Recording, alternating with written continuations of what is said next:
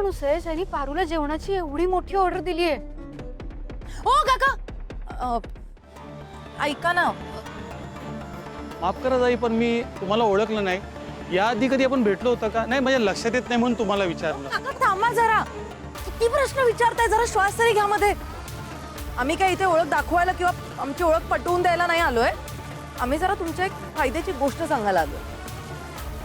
माझ्या फायद्याची गोष्ट? हो. मला सांगा, पारू टिफिन सर्व्हिसमध्ये तुम्हीच मोठ्या जेवणाची ऑर्डर दिली आहे ना? हो, पण तुम्हाला कसं कळलं ते? ते तुमच्या गरजेचं नाहीये काका. तुम्हाला जेवढं विचारलं ना त्यांनी त्याची उत्तरं द्या ना. तुम्हीच दिलीत ना ऑर्डर? हो, मी दिली होती ऑर्डर. मग मग तुमची ती 100 माणसांच्या जेवणाची ऑर्डर आहे ना, ती पूर्ण नाही होणार, फेल गेली आहे ती. होय, काय बोलता तुम्ही? ते हे कसं शक्य आहे? आम्ही ना खरं बोलतोय, कारण काय आहे, तुमचं खूप मोठं नुकसान होणार आहे आता. ते होऊ नये म्हणून तुम्हाला वाचवायला आलोय आम्ही. मला सांगा, त्या पारू टिफिन सर्व्हिसची मेन शेफ कोण आहे माहिती आहे ना तुम्हाला? पारू. ती जागेवर नाहीये. आणि मला सांगा, जर कुठल्याही टिफिन सर्व्हिसची मेन शेफ जागेवर नसेल तर तुमची ऑर्डर पूर्ण कशी होऊ शकते? आणि चांगली तरी कशी होणार? नाही ना, नाही होणार तुमची ऑर्डर पूर्ण. मी त्या पारुताईंच्या जेवणाची ख्याती ऐकूनच त्यांना ऑर्डर दिली होती.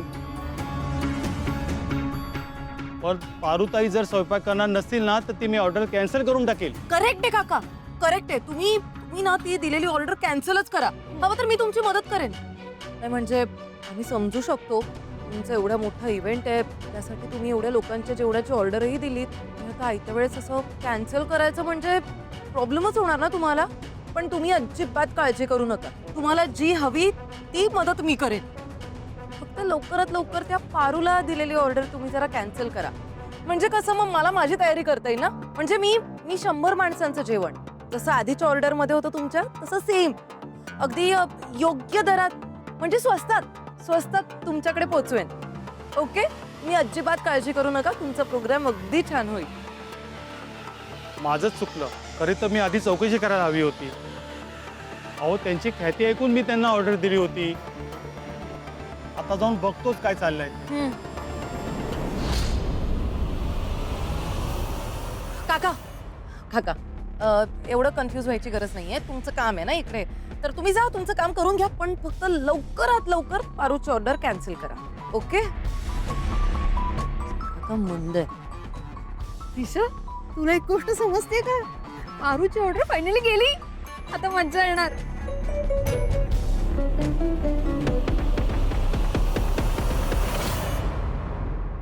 सपोर्ट करायला काय हरकत आहे ना, म्हणजे असं मला वाटतंय. आता बाकी निर्णय तू घ्यायचास अर्थातच. आणि त्याच्यानंतर तुम्ही दोघेही इतक्या गडबडीने कुठे निघालात? आम्ही ना ऍक्च्युली जरा बाजारात जातो. बाजारात कशाला? पारूची ऑर्डर आहे नाही का, त्यासाठी जरा भाज्या आणायला चाललो होतो. आपलं तेवढाच आपला हातभार नाही का आई? प्रीतम, तुम्ही दोघांनी हे करायची काहीही गरज नाहीये. तिची ऑर्डर आहे, ती पूर्ण करेल. ती बघेल काय करायचं ते. स्वतःची कामं सोडायची आणि दुसऱ्यांची कामं करत बसायची, याला काही अर्थ आहे का? तुला ऑफिसला जायचं नाहीये का? बघ म्हणजे आपल्या बिझनेस मध्ये लक्ष घालता येतंय का? लक्षात ठेवा प्रीतम, तू ऑफिस सोडून दुसरीकडे कुठेही जायचं नाहीयेस, हे मी तुला आत्ताच सांगून ठेवते. बाजारात वगैरे काहीही जायचं नाहीये. आणि प्रिया, मी तुला नाही सांगणार बाजारात जा किंवा नको जाऊ, हे बरोबर आहे हे चूक आहे, ते तुझं तू ठरव. फक्त एवढंच लक्षात ठेव की किर्लोस्करांच्या सुना ह्या अशा बाजारात जाऊन भाजी घेत नाहीत. हे कसं दिसणार आहे ह्याचा तू विचार आणि मग ठरव काय करायचं. प्रिया, प्रीतम, अहिल्या म्हणते ते बरोबर आहे. म्हणजे किर्लोस्करांची सून कधीच बाजारात भाजीपाला आणायला गेली नाहीये. खरंच. तुम्ही पण थांब जरा, थांब. माझं वाक्य अर्धवटच राहिलंय. मी काय म्हणालो, किर्लोस्करांची सून कधी मार्केटमध्ये भाजी आणायला गेलेली नाहीये. मी गेलोय ना, म्हणजे मला जायला काहीच हरकत नाहीये. माझी अजिबात हरकत नाहीये. काय ना प्रीतम, आम्ही बिझनेससाठी पहिल्यांदा जेव्हा या शहरात आलो ना तेव्हा मी आणि अहिल्या स्कूटरवरून जायचो भाजी आणायला. आणि अहिल्याने तर लोणचे आणि पापड बनवण्यापासून व्यवसायाला सुरुवात केली होती. हळूहळू व्यवसाय वाढत गेला आणि मग हे साम्राज्य उभं राहिलं ना. त्याला बराच वेळ लागला. आणि आत्ता सुद्धा काय आहे ना, पारूची ही सुरुवात आहे नाही का. आणि त्यावेळेला मी माझ्या बायकोला साथ दिली तशी आता पारूला साथ देईन ना. काय एकमेकांना मदत केलीच पाहिजे, त्याच्याशिवाय बिझनेस वाढणार नाही नाही का. माझी काही हरकत नाही.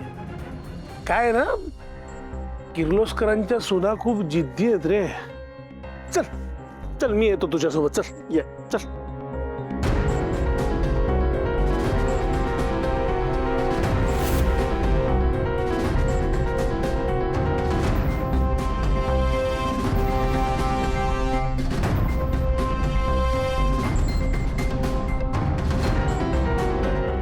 आई, मला तुमचं म्हणणं कळतंय, पण आत्ता पारूला माझी सगळ्यात जास्त गरज आहे.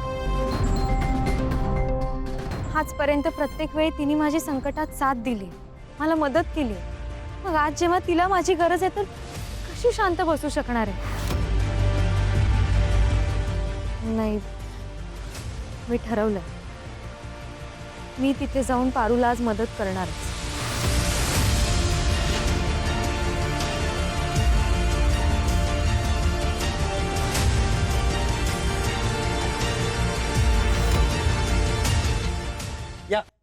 या ना तुमच्याच ऑर्डरची तयारी चालू आहे सगळीकडे. हे वाटण वगैरे सगळं आता रात्री सगळं रेडी होईल आणि उद्या सकाळी स्वयंपाकाला लागू. म्हणजे 11 वाजेपर्यंत स्वयंपाक रेडी असेल. त्यामुळे तुम्ही निश्चिंत राहा. हो. पारूताई दिसत नाहीत, कुठे आहेत त्या? काय झालं? हे बघा, पारूताईंच्या हाताला खूप चव आहे असं मी ऐकलं होतं. त्यामुळेच त्यांचा व्यवसाय कुठे चालतो हे शोधत शोधत इथवर मी आलो होतो आणि ऑर्डर तुम्हाला दिली होती. हो, माझी बायको आहेत सुगरण. अहो, पण त्या आता इथे दिसतच नाहीयेत.